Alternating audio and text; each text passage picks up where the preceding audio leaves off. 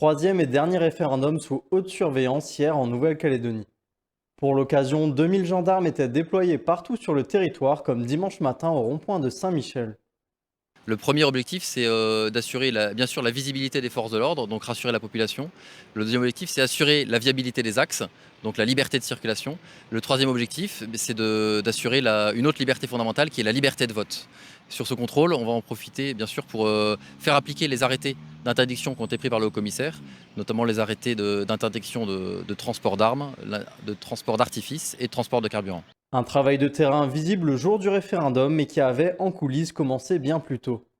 La forte activité, elle a d'abord été sur les réseaux sociaux et grâce à la cellule cyber que nous avons mise en place avec en tout une dizaine d'enquêteurs, ça nous a permis de détecter 29 situations, soit d'appel à la violence, soit de menaces, de judiciariser 24 affaires d'entre elles et on a eu 10 personnes en garde à vue.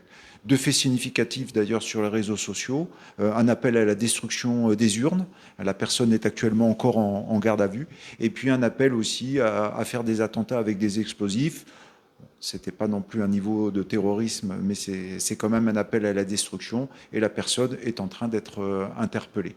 Seule réelle perturbation le jour du vote, un barrage au niveau de Vao à l'île des Pins rapidement démantelé.